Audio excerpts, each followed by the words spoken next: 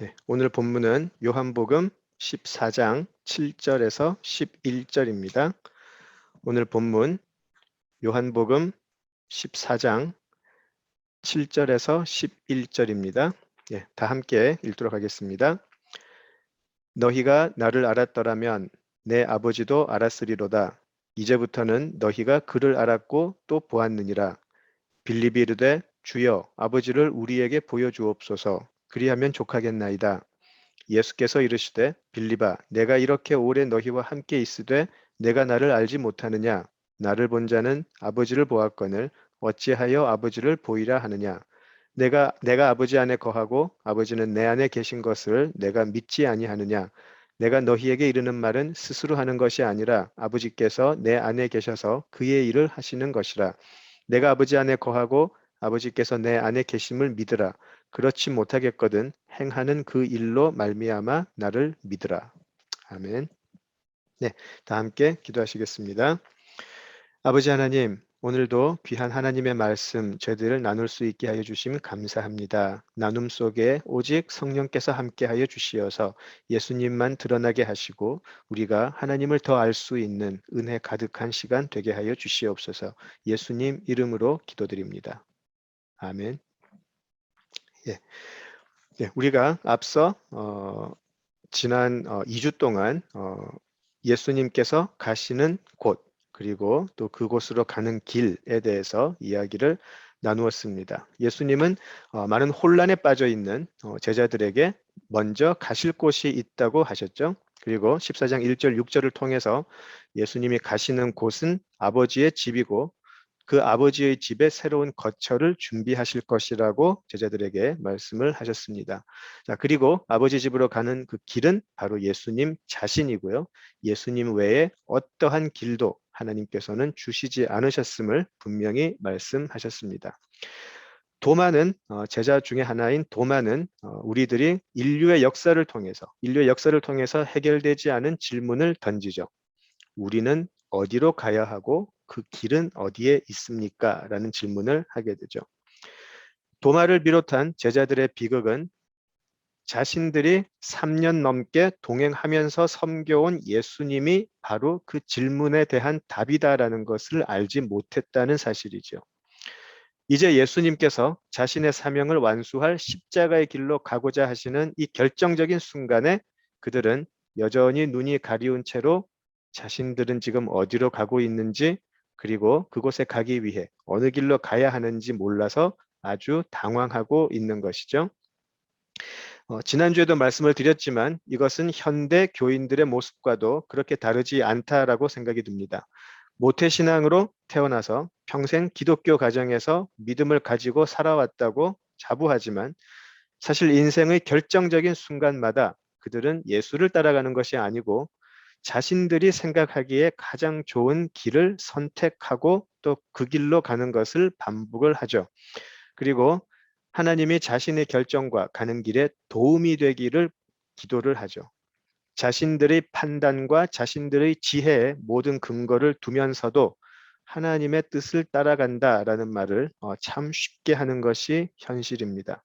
하지만 정작 자신의 인생이 과연 어디로 가고 있는지 그리고 예수님을 믿는 믿음이라는 것이 어떻게 자신들을 성경의 약속으로 이끄는지 사실은 알지도 못하고 믿지도 않더라는 것이죠. 지금 도마가 보여주고 있는 또 도마와 함께 있는 많은 제자들을 통해서 보여지는 이 모습 동일한 모습이라고 할 수 있겠습니다. 지금 그들은 예수님을 앞에 두고 모든 질문에 대한 대답인 예수님을 앞에 두고 혼란과 걱정에 지금 휩싸여 있죠. 자, 그런 그들에게 예수님은 자신이 길이고 진리고 생명이라고 하세요. 오직 예수님만이 하나님께로 이끄는 길이 된다라고 말씀을 하고 계시는 것이죠. 그 당시에 유대인들을 생각을 해보시면 지금도 그렇겠지만 율법만이 하나님께 가는 길이라고 굳게 믿고 있었어요. 그들이 유대인들이죠. 지금 율법만이 하나님께로 가까이 갈 수 있는 길이다라고 믿었던 유대인들 그리고 지금 이 제자들에게 예수님의 말씀은 얼마나 충격적으로 다가왔을까요? 유일한 길이 되는 예수님을 인정하지 못하기 때문에 유대인들은 지금도 기독교를 유대인의 이단 분파로 보고 있어요. 또한 다른 여러 종교들은 예수님만이 유일한 길이다라는 이것을 인정하지 못하기 때문에 우리를 배타적이고 이기적이라고 손가락질하죠. 자, 그렇다면 왜 우리는 이런 손가락질을 받아가면서 예수님만이 하나님께로 이끄는 유일한 길임을 믿고 있을까요?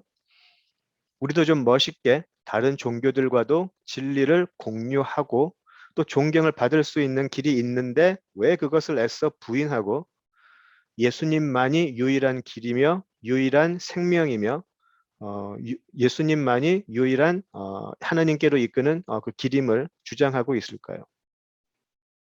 좀 예수를 믿어도 이 세상 속에서 머리를 좀 굴려가면서 적당히 융통성도 발휘를 좀 하고 적당히 챙길 것도 좀 챙기고 그렇게 살아가는 것이 지혜로운 삶 같은데 왜 우리는 그렇게 살면 죄책감을 느껴야 하고 왜 이런 길에서 돌이켜서 예수로 가야 한다라고 우리는 고집을 할까요? 이런 이야기 많이 들어보셨을 거예요. 사실 진리라는 게 하나 있기는 있는데 그 진리로 가는 길은 여러 개가 있어서 자신에게 가장 합당한, 가장 적합한 길을 찾아가면 된다라는 그런 말을 우리는 자주 듣죠. 굉장히 합리적이에요. 우리 각 개인이 다르기 때문에 우리가 처한 사회적, 문화적, 역사적 배경이 다르기 때문에 우리 각자에게 맞는 길은 다를 수 있다. 물론 그 많은 길들은 하나의 진리로 이끈다. 그것은 부인하지 않는다. 그러니까 당신이 택한 길도 내가 인정을 할 테니까 내가 선택해서 가는 길도 시비 걸지 말라라는 말을 자주 들어보셨을 거예요. 굉장히 이성적이고 굉장히 합리적으로 들리는 말이죠. 왜 그럴까요? 그런데 우리는 왜 당신들이 택한 길은 다 틀렸다라고 이야기를 할 수밖에 없을까요? 오늘 본문 14장 7절로 한번 가보겠습니다. 너희가 나를 알았더라면 내 아버지도 알았으리로다. 이제부터는 너희가 그를 알았고 또 보았느니라. 혹시 지금 예수님께서 대답하신 이 7절의 말씀이 우리에게는 대답이 될까요? 예수를 알고 나니까 그때서야 비로소 하나님이 보이고 또 하나님을 알 수 있게 되었다라는 이 사실이 우리로 하여금 고집스럽게 예수만이 구원의 길이다라고 믿게 하는 것 아닐까요? 예수 외의 다른 모든 길은 알고 봤더니 모두 그 끝이 하나님께 다다르지 못한다는 것을 알게 되었기 때문이 아닐까요? 아무리 다른 길을 찾아보아도 그것이 종교가 되었든 철학이 되었든 아니면 여러 삶의 방식이 되었든지 간에 예수만이 아버지 하나님을 완벽하게 우리에게 보여주시는 것을 알게 되었기 때문이죠. 물론 우리가 잠시 마음의 평안을 가져다 줄 수 있는 길도 많이 있는 것을 알고 있고요. 때로는 삶의 여러 문제들을 해결하고 또 이겨낼 수 있는 지혜를 주는 길이 있는 것도 우리가 알고 있어요. 실제 존재를 하죠. 어떤 종교들이 설명하는 우리 인생의 의미, 그리고 이 삶이 가치 있는 삶이 어떻게 될 수 있는지에 대해서 설명하는 그런 모든 것들이 아주 설득력이 있고요. 또 오늘 우리가 이 힘든 삶을 살아갈 수 있는 힘을 주는 것도 사실이에요. 그러나 예수를 만나고 나니까 그 모든 것들이 그렇게 그럴듯하게 보이는 정말 실제적으로 힘이 되고 대답이 되는 그런 모든 길들이 다가 아니더라는 것을 알게 되더라는 것이죠. 오히려 예수를 알고 나니까 예수가 가져다 주는 그런 은혜를 알고 나니까 그런 그럴싸했던 여러 다른 길들이 사도 바울의 표현을 빌면 쓰레기처럼 배설물처럼 보이기 시작하더라는 것이죠. 이것이 참 예수를 만난 사람들의 고백일 수밖에 없어요. 세상이 어떻게 비난하고 손가락질 하든지 간에 예수를 만나고 난 사람들에게는 다른 모든 것들이 쓰레기처럼 배설물처럼 보일 수밖에 없더라는 것이죠. 바꾸어서 말하면 진리로 이끄는 예수 외에 다른 길도 있다라고 인정을 하는 것은 참으로 그 사람은 하나님을 만나지 못했음을 그대로 이야기해 준다라고도 할 수 있어요. 그것이 어떤 세상에서 존경받는 사람의 고백이라 할지라도 그가 예수 외에 길이 있다라고 한다면 그 사람은 참으로 하나님을 만난 사람이 아니다라고 저는 자신 있게 얘기할 수 있어요. 왜냐하면 예수님이 그렇게 말씀하셨기 때문에.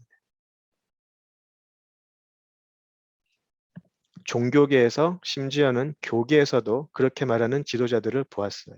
예수 외에 진리의 길이 있다고 말하는 사람들 보았어요. 교계의 지도자이지만 저는 그분들 절대 하나님 만나지 못한 사람이라고 자신 있게 말할 수 있습니다. 그리고 하나님을 믿는다라고 하면서도 예수라는 이 유일한 길을 만나지 못한 사람들은 얼마나 불쌍한 사람들인지 몰라요. 아예 하나님을 모르는 사람들이 예수를 부인하는 것보다 더 불쌍한 것은 하나님을 믿는다고 하는데 막상 예수를 만나지 못한 사람들이 사실은 더 불쌍한 사람들이에요. 지금 도마를 비롯한 제자들이 지금 그래요. 이들은 열심히 하나님을 믿어온 유대인들이었어요. 그러나 유일한 길이요, 진리요, 생명 되시는 예수님을 지금 알지를 못해요. 다메섹 도상에서 다메섹 이전의 바울도 그랬어요. 열심히 하나님을 믿었어요. 하나님을 대적하는 사람들을 죽일 만큼 열심히 믿었어요. 그러나 바울은 예수를 몰랐죠. 그런데 그가 예수를 만난 후에 삶이 어떻게 변했는지 우리는 잘 알고 있습니다. 그래서 제가 지난 몇 주간 좀 잔소리처럼 예수를 만나야 된다라고 계속 말씀을 드리고 있는데 함께 말씀을 공부하는 우리 모두 그리고 또 우리 나눔을 듣고 계시는 많은 분들에게 또 진심으로 간곡하게 드리는 말씀입니다. 꼭 예수님을 만나셔야 돼요. 예수 없는 우리 믿음은 절대 하나님께 인정받지 못하는 믿음이에요. 절대 의미 없는 믿음이에요.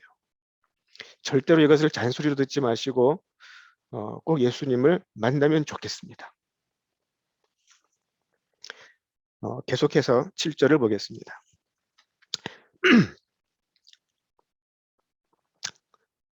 7절 후반절을 보죠. 이제부터는 너희가 그를 알았고 또 보았느니라. 예, 이제부터는 제자들이 하나님을 알았고 또 보았다고 하세요. 이제부터는. 이 이제부터는 바로 십자가의 때이죠.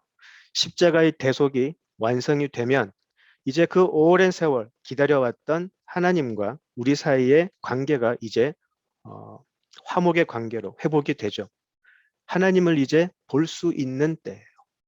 이제 십자가의 예수를 알므로써 이제 드디어 하나님을 볼 수 있게 되는 길이 열린 것이죠. 단순히 하나님의 얼굴, 어떤 형상을 쳐다본다는 뜻이 아닌 것을 우리가 잘 알고 있어요. 예수님의 사역을 떠올리면서 예수님이 하신 표적들을 생각을 하면서 예수님이 하신 말씀들을 떠올리면서 우리를 향한 하나님의 뜻을 깨닫게 되고 앞으로 우리를 통해서 이루고자 하시는 하나님의 뜻을 이제는 알 수 있게 된다라는 말이죠. 하나님의 놀라운 사랑과 긍휼을 알게 되고 그 사랑은 우리가 이 세상에서 겪는 어떠한 어려움과 고난도 이기게 해줄 수 있는 놀라운 소망의 힘이 되는 것이죠. 하나님을 알게 되기 때문에 그 다음에 우리에게는 믿음이라는 것이 생기게 되죠. 하나님이 계신 것을 분명히 보았기 때문에 하나님이 어떤 분인지를 우리가 이제 알게 되었기 때문에 우리에게는 믿음이라는 것이 생기게 돼요. 하나님의 약속은 참된 것이며 하나님의 약속은 반드시 이루어질 것이며 하나님께서 이루고자 하시는 일들은 어떠한 일이 있어도 이루어질 것이라는 믿음이 생기게 돼요. 그 하나님께서 우리에게 우리 각자에게도 작정하신 일들이 분명히 이루어질 것이라는 확신이 있게 되고요. 지금 눈에 당장 이루어지지 않아도 포기하지 않고 예수의 길을 따라가게 되는 것이죠.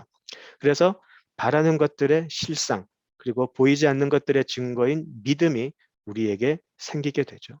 예수로 말미암아 아버지를 본 사람들에게는 반드시 이 믿음이 생길 수밖에 없어요.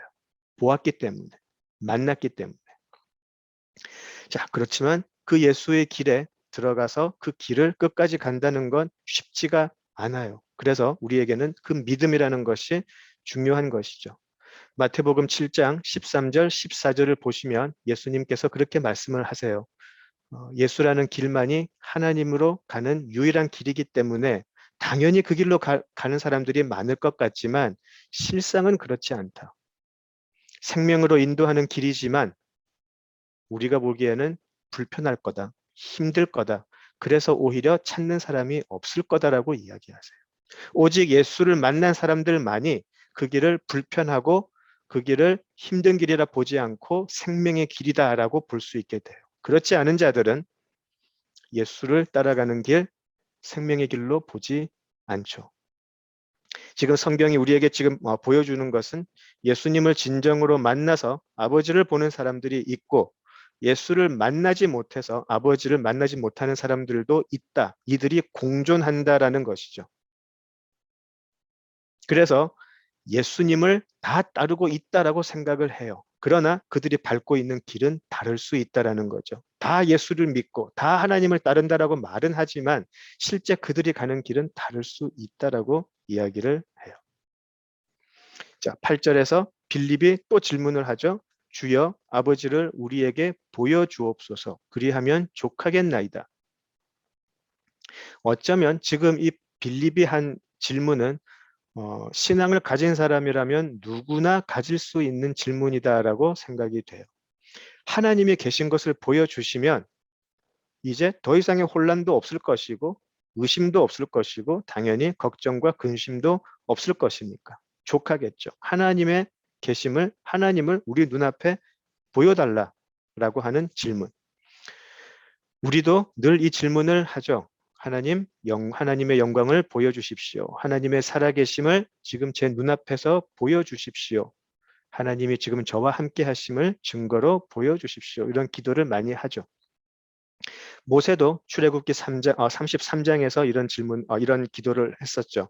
주여, 주의 영광을 나에게 보여주십시오라고 출애굽기 33장에서 하나님께 간구했어요. 이것은 모세의 기도이기도 했지만 사실 이스라엘이 그들의 역사 속에서 계속 드린 기도이기도 했죠. 그리고 지금도 우리가 드리는 가장 간절한 기도가 아닐까 싶습니다.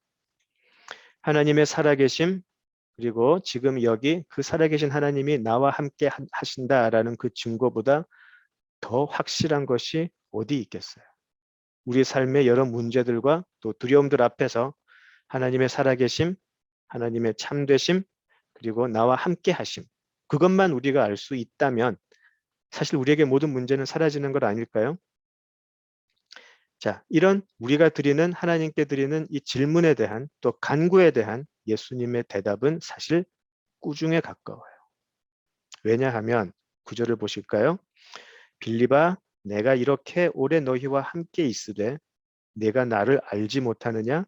나를 본 자는 아버지를 보았거늘 어찌하여 아버지를 보이라 하느냐라고 이야기하세요. 자, 3년 정도 예수님과 함께 생활을 했죠. 자, 그런데 예수님은 이렇게 얘기하세요. 이렇게 오래라고 이야기하세요. 이렇게 오래 나와 함께 했으면서 지금 그런 질문을 하느냐라고 꾸중을 하세요. 이렇게 오래. 3년이 아니고 평생 신앙생활을 하고서도 예수님을 모르는 사람들이 있다는 사실에 사실 좀 부끄럽기도 하죠. 3년 지내온 제자들에게 그렇게 이야기를 하세요. 그리고 하나님을 보여주십시오라는 그 대답에 하나님을 보여달라는 그 빌립의 그 간구에 예수님의 대답은 나를 알지 못하느냐였어요. 하나님을 보여주십시오라는 질문에 대한 대답은 나를 알지 못하느냐? 예, 요한복음에서 반복적으로 나오는 I am을 기억하시죠? 에고 에이미를 기억을 하시죠? 하나님을 보여달라는 요구에 대한 예수님의 답은 I am이었어요. 하나님을 보여주십시오. 그랬더니 I am 이라고 대답을 하시는 거예요. 이때까지 우리가 요한복음을 계속 공부해 오면서 우리가 보았던 것은 바로 이것이었어요. 예수님께서는 계속해서 자신이 누구이신지를 밝히셨고 증거하셨어요. 예수님은 선언하셨죠. 예수님은 길이시고 세상의 빛이시고 생명수였고 생명수이시고 생명의 떡이고 부활이고 생명이시죠. 선한 목자이시죠. 예수님은 계속해서 자기 선언을 해 오셨어요. 그런데 제자들은 지금 그런 예수님의 자기 선언을 듣기는 했지만 알지는 못했어요. 예수님이 육신으로 오신 하나님이심을 알지를 못했어요. 눈앞에 계신 하나님을 보고 그 하나님을 깨닫지 못했다라는 것이죠. 출애굽기 33장 18절에서 23절을 보시면 아까 말씀드렸던 그 모세의 간구, 주의 영광을 보여주십시오라는 대답에 하나님은 들어주지 않으시죠. 왜냐하면 하나님을 보고 살 자가 없기 때문이죠. 그래서 어떻게 하나요? 그러면 하나님은 영원히 우리에게 하나님의 계심을 보여주지 않으시나요? 우리가 하나님을 도저히 볼 수 없기 때문에 이제는 하나님이 우리를 찾아오신다는 것이죠. 우리가 도저히 갈 수 없기 때문에 거꾸로 하나님께서 우리를 육신으로 찾아오신다라는 것이죠. 그래서 육신으로 오신 하나님의 아들을 우리가 우리의 눈으로 보고 그분의 음성을 귀로 듣고 따라갈 수 있는 것이죠. 그 아들은 바로 아버지를 완벽하게 그대로 우리에게 보여주시는 것입니다. 대신해서 보여주시는 것도 아니고요. 대표해서 보여주시는 것이 아니고요. 그대로 보여주세요. 이것이 성육신의 은혜, 우리를 찾아오시는 은혜. 우리가 이 성육신의 은혜는 죽을 때까지 다 알 수 없을 거예요. 그러나 우리는 이 땅에 오신, 성육신 하셔서 이 땅에 오신 예수님을 통해서 우리는 하나님을 알 수 있어요. 지금 예수님께서는 그렇게 다 보여주셨다라고 이야기를 하시죠. 자, 우리가 이때까지 공부했던 것을 한번 떠올려 볼까요? 예수님은 어떤 표적들을 행하셨나요? 어떤 말씀을 하셨나요? 예수님은 누구를 찾아가셨고 누구와 같이 시간을 보내시며 어떤 사람들을 위로하셨고 어떤 사람들을 회복시키셨나요? 그리고 예수님은 누구에게 분노하시고 무엇에 분노하시고 또 누구를 질책을 하셨나요? 그리고 예수님은 어떻게 사는 사람들이 하나님을 볼 것이다 라고 이야기하셨나요?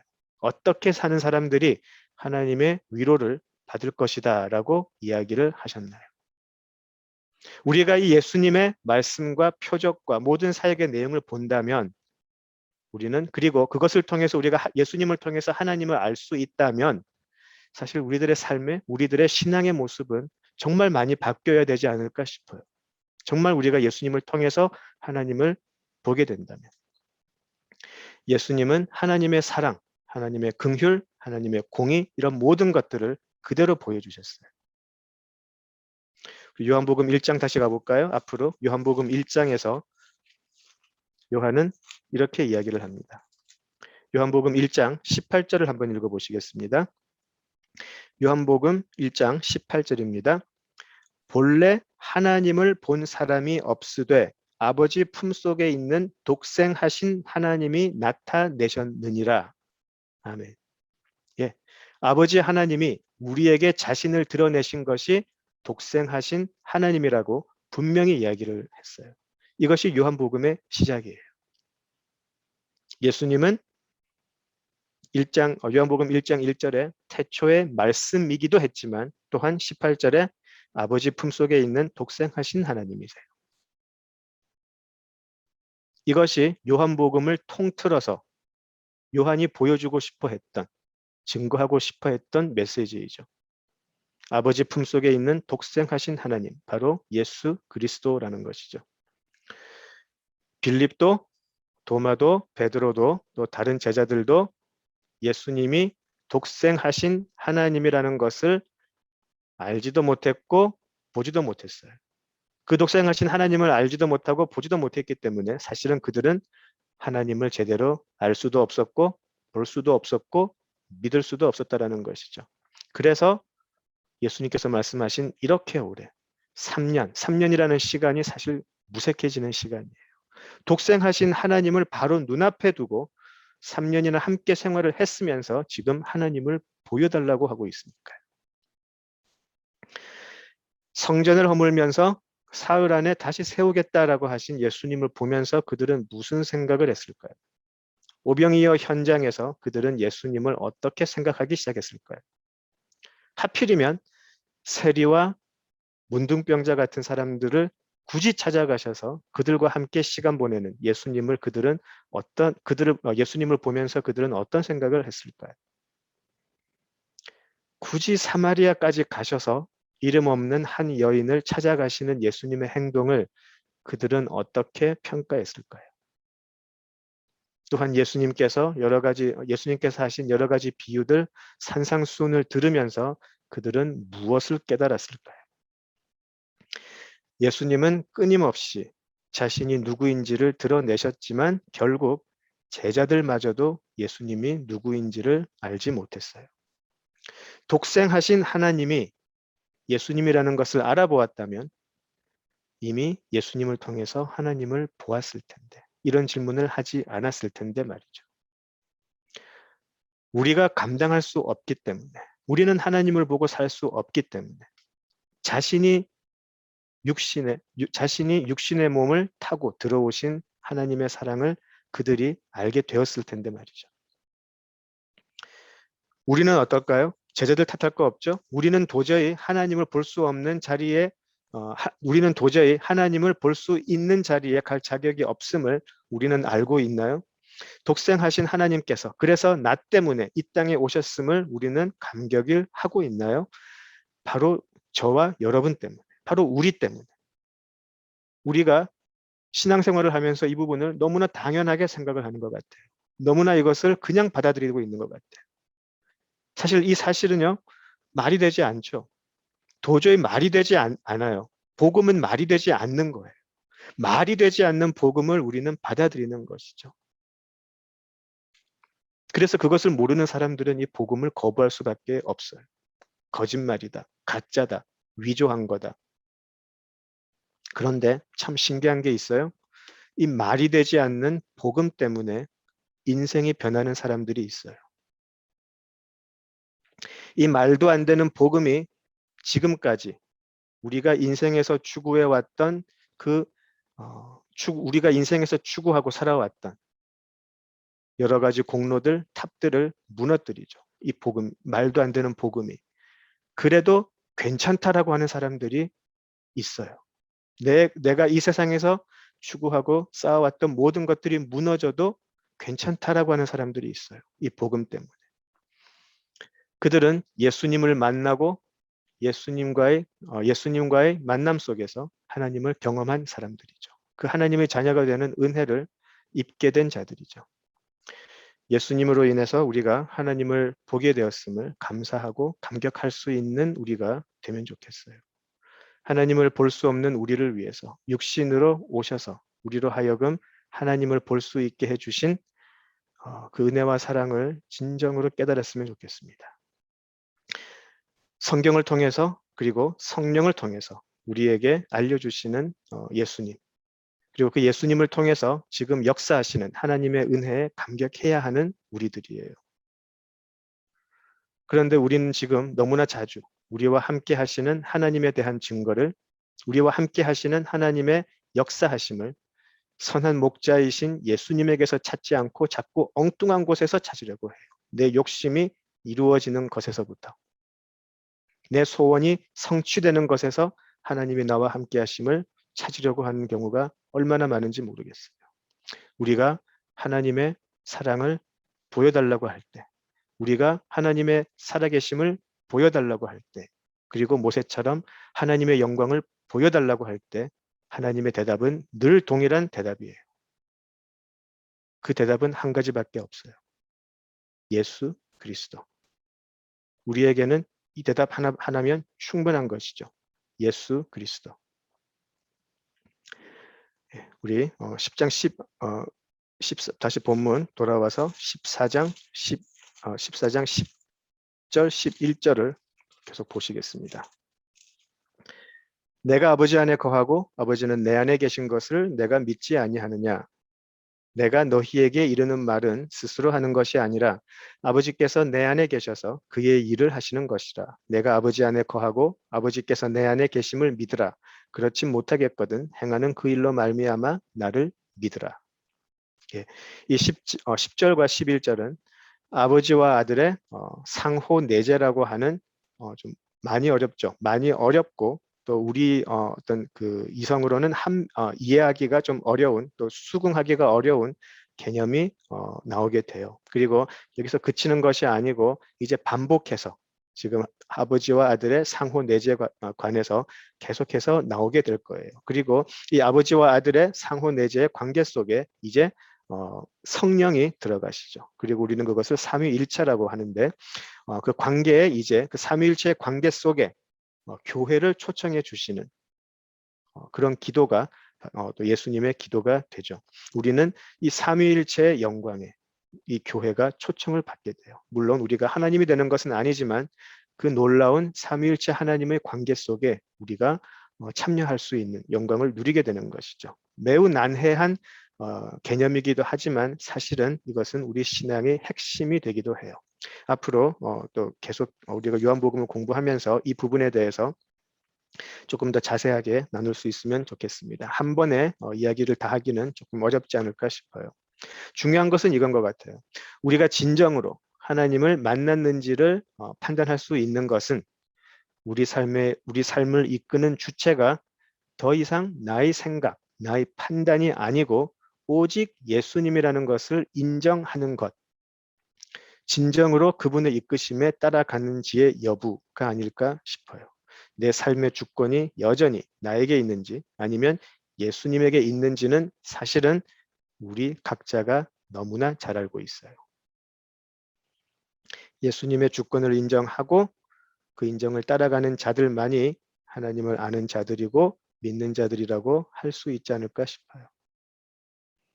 그러나 하나님을 믿는다고 말은 하지만 너무나 많은 사람들이 하나님이라는 분이 주는 평안, 보호 이런 것은 받고 싶어 하지만 자신의 삶을 하나님께 드리는 것 자체는 꺼려하는 경우가 얼마나 많은지 모르겠어요. 내가 하나님께 사랑받는 것, 내가 하나님의 은혜를 입는 것은 너무나 당연한데 그렇지만 내 삶은 여전히 내 생각과 내 판단과 기준으로 끌고 가겠다라고 하는 것이 많은 사람들이 가지고 있는 자세라는 것이죠. 하나님과 나 사이는 참 좋아요. 하나님은 내 기도 들으시고 나를 보호해 주시고 지켜주시죠. 그런데 하나님과 나 사이에 예수님이 들어오니까 불편해지기 시작하는 거예요. 왜요? 예수님이 들어오면 저절로 나는 죄인이 되는 것을 인정을 해야 되기 때문에. 그게 너무 싫은 거예요. 회개를 해야 돼요. 예수님이 중간에 들어오니까 내 삶이 더 복잡해지는 것 같아요.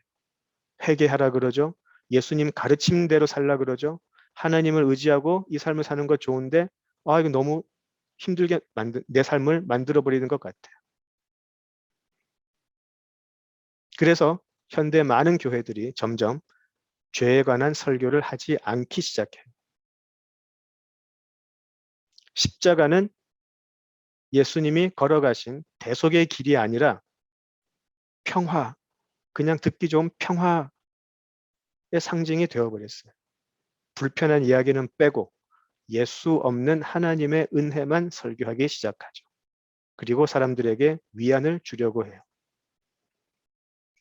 미국에도 얼마나 많은 대형 교회들이 지금 이 길을 가고 있는지 모르겠어요.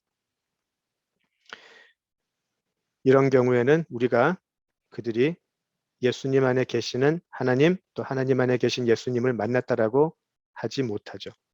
그리고 우리는 그들의 공동체를 교회라고 부르지 않아야 합니다.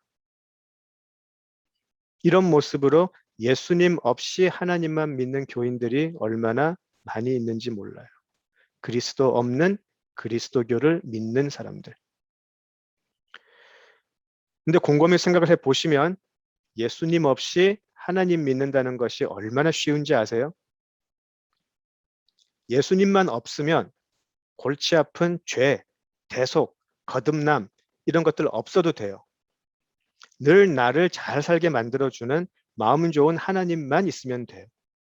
내가 사는 동안 잘 지켜주고 의미 있는 삶 살게 해주고, 그러면 우리는 또 거기에 걸맞는 우리의 정성도 좀 바치고, 그러면 하나님도 좋고 나도 좋고, 이런 믿음이 사실은 우리 주변에 얼마나 많이 있는지 몰라요. 솔직하게 우리도 그런 유혹에 든 적이 없었나요? 예수님 이야기를 하니까 자꾸 내가 죄인인 것 이야기해야 하고, 나에게는 아무런 희망도 아무런 소망도 없는 존재, 아무 소망이 없는 형편없는 존재가 자꾸 되어가는 것 같고, 자꾸 나한테 누명 씌우는 것 같고, 십자가를 이야기해야 되는데 사실 솔직하게 십자가 별로 그렇게 내 마음에 들어오지도 않고, 도대체 왜 그렇게 십자가가 중요한 것인지 그렇게 모르겠고, 솔직하게 십자가 때문에 인생 바뀐 사람들 많이 보기는 보지만 별로 내 삶을 그렇게 바꾸는 것 같지는 않고, 오히려 이때까지 하나님하고 관계 좋았던 것 같은데 내 삶을 아주 찜찜하게 만들어 버리는 것이죠. 그래서 어떻게 되나요? 솔직히 말해서 예수라는 이름은 아주 상투적이고 큰 의미 없는 이름으로 남게 되는 것이죠. 그냥 교회 가면 그냥 예수, 예수, 예수 하게 되는 것이죠. 그런데 그렇게 예수가 우리에게 들어오기 시작한다면 예수는 걸림돌이 되기 시작해요. 예수로 인해서 우리는 걸려 넘어질 수밖에 없어요. 예수님 지금 10절, 11절에서 말씀하시듯 예수님 안에 계시는 하나님을 보고 또 하나님 안에서 예수님을 발견할 수 있는 우리가 되기를 진심으로 바랍니다. 그래야만 우리는 하나님을 알 수 있고 하나님의 사랑의 깊이와 넓이와 크기와 길이를 진정으로 알 수 있기 때문이죠. 다시 한번 질문을 드려볼까요? 예수 없이 하나님 믿을 수 있을까요? 믿을 수 있어요. 그것도 열심히 잘 믿을 수 있어요. 예수 없이. 누가 그랬나요? 아까도 말씀드렸지만 바울이 그랬죠. 유대인들이 그랬어요. 그리고 현대 교인이라 자처하는 많은 사람들이 여전히 예수 없는 하나님을 믿고 있어요. 자, 그렇다면 예수 없는 하나님을 믿는 신앙이 어떤 것인지 한번 보시죠. 우리 사도 바울의 표현을 한번 보겠습니다. 로마서 10장으로 가보겠습니다.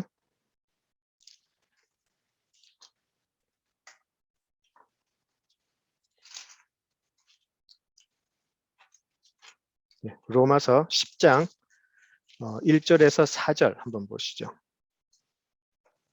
로마서 10장 1절에서 4절입니다.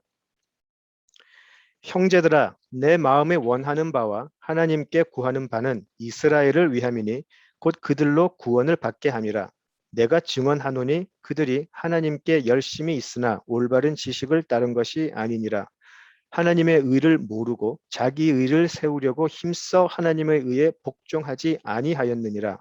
그리스도는 모든 믿는 자에게 의를 이루기 위하여 율법의 마침이 되심이라. 예, 유대인들은 하나님께 열심히 있었어요. 열심히 믿었어요. 열심히 믿었어요. 그리고 그들은 열심히 믿음으로 구원을 받는다라고 생각을 했어요.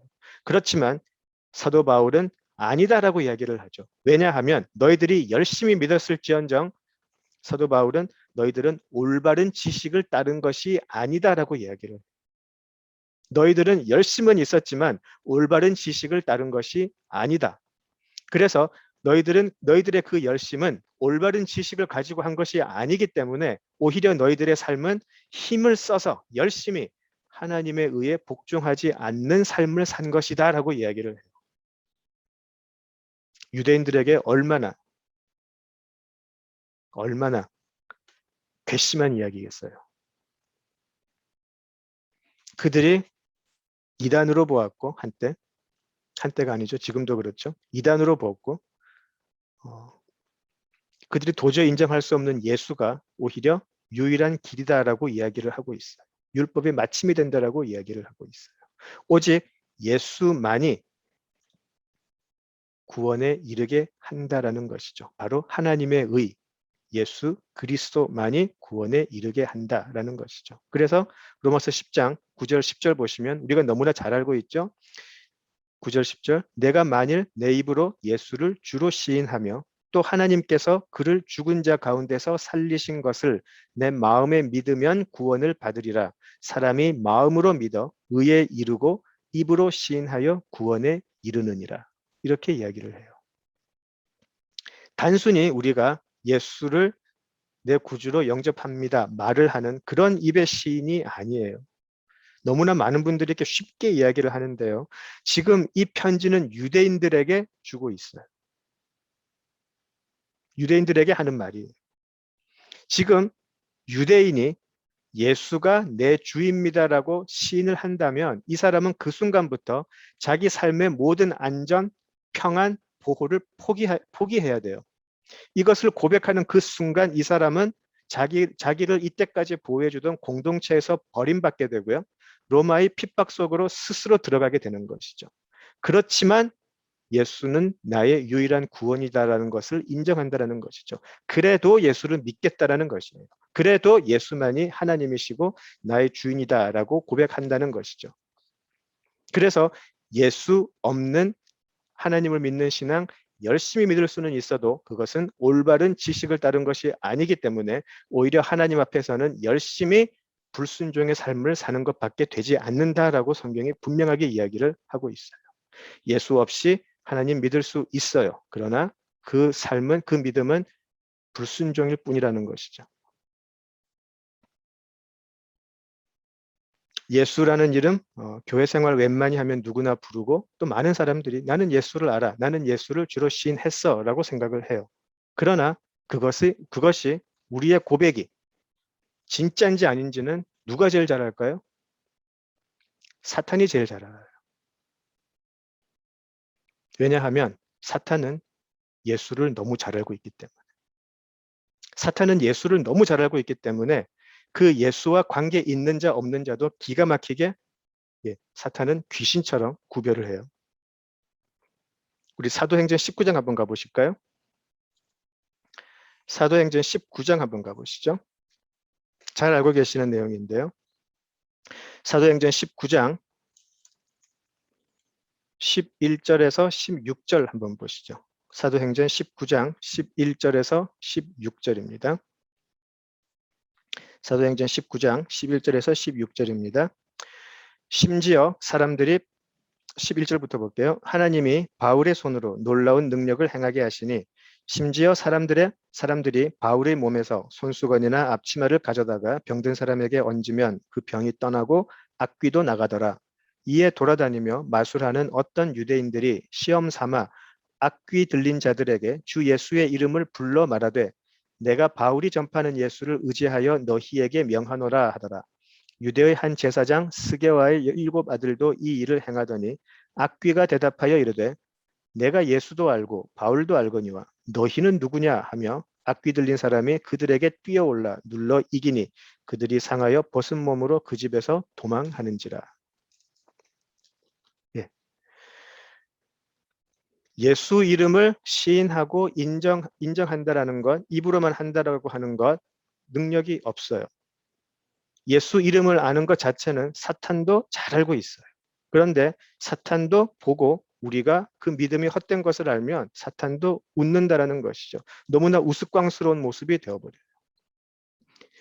예수가 우리 목자가 아니면 하나님을 믿는 믿음이 아니죠. 입으로 아무리 예수를 외쳐도 심지어 사탄에게조차 조롱받는 모습밖에 되지가 않아요. 사탄에게도 인정받지 못하는 믿음, 하나님께 인정받을 수 있을까요? 우리가 아무리 예수 외쳐도 사탄이 먼저 대답할 거예요. 사탄이 이럴 거예요. 내가 예수님 잘 아는데 넌 누구냐? 그럴 거예요. 내가 너보단 예수를 잘 아는데 넌 누구냐? 너는 예수와 전혀 상관없는 사람인데.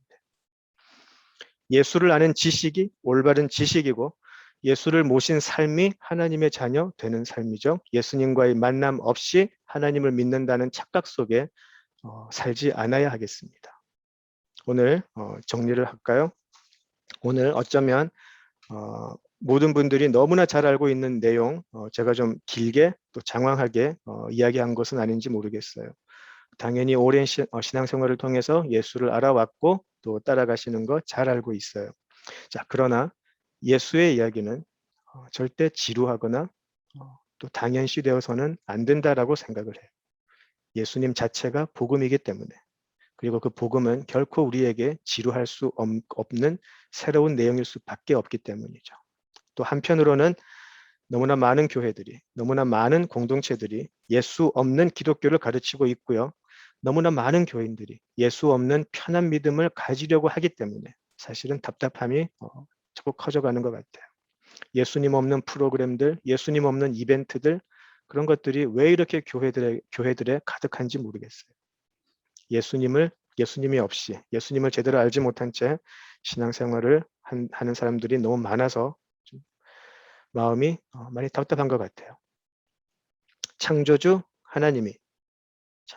하나님께서 하나님을 배신하고 돌아선 우리를 살리기 위해서 이 땅에 독생자를 보내셨어요. 이 세상을 이렇게 사랑하시는 아버지의 마음을 안고 그 독생자는 우리를 사마리아 여인을 찾아오시듯 우리를 찾아오시고 태어날 때부터 앞을 볼 수 없어서 할 줄 아는 것은 세상에 국어를 밖에 할 수 없는 영적인 맹인인 것 같은 우리들을 찾아오시고 우리에게 눈뜨게 하시고 세상을 견딜 수 없어서 죽어버릴 수밖에 없었던 우리를 찾아오셔서 살리신 독생자 예수, 독생자 하나님, 그 아들 예수, 그 예수의 은혜와 사랑이면 충분하지 않을까요? 우리가 지난 마가복음, 히브리서 그리고 요한복음을 공부하면서 계속해서 우리 공동체에 물었던 질문이에요. 예수면 충분합니까? 우리가 지난 몇 년간 계속 이 문제에 대한 답을 하고자 원했어요. 물론 답은 알고 있지만 과연 우리는 그 답을 진정으로 할 수 있는지, 그 답을 할 수 있는 참된 영적인 깨침이 있는 것인지, 우리는 이것을 진정으로 답하기 위해서 정말 우리는 예수와 십자가를 만난 것이 맞는지 우리는 계속 점검해 오고 있어요. 예, 우리는 예수의 사랑과 은혜면 충분하기 때문에 우리는 예수님으로 충분하다라고 말할 수 있어요. 우리에게 예수님이면 전부 다이죠. 전부 다죠. 살아계신 하나님께서 우리를 위해 독생하신 하나님, 바로 예수면 나에게 전부입니다라고 진심으로 고백할 수 있어야 하겠습니다. 예수 때문에 우리는 하나님과 화목이 되어서 하나님을 아빠, 아버지라고 부를 수 있게 되었어요. 우리에게는 예수님이면 충분하죠. 아니, 예수님이면 다죠. 우리에게 전부 다이죠. 하나님은 우리를 위해서 전부를 주셨으니까 우리에게도 예수님이 전부다라고 고백할 수 있어야 하지 않을까요? 하나님은 우리에게 전부를 주셨으니까 우리에게도 그 전부인 예수님이 전부입니다. 우리도 다입니다. 충분합니다라고 고백해야 하지 않을까요? 진정 이 고백이 우리 삶을 통틀어서 결코 진정의 고백이 우리 삶을 다 걸고 드릴 수 있는 그런 진실된 고백이 되기를 바랍니다. 우리가 도저히 찾아갈 수 없는 하나님, 그래서 우리를 찾아오신 하나님, 바로 그 육신으로 찾아오신 하나님이 예수 그리스도이심을 고백하면 좋겠습니다. 그리고 예수만이 나로 하여금 내가 마땅히 가야 할 삶의 목표와 길을 보여주시고 그리고 끝까지 이 길을 이끌고 가실 것임을 고백하면 좋겠습니다. 오늘 여기까지 하시죠. 함께 기도하시겠습니다.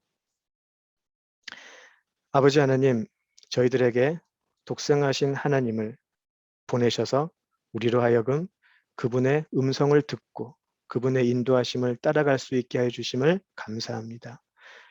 결코 절대 예수 없는 하나님을 믿는 신앙 가지지 않게 하시고 우리들의 삶의 전부가 예수 그리스도가 되기만을 간절히 간구합니다. 예수님 이름으로 기도드립니다. 아멘.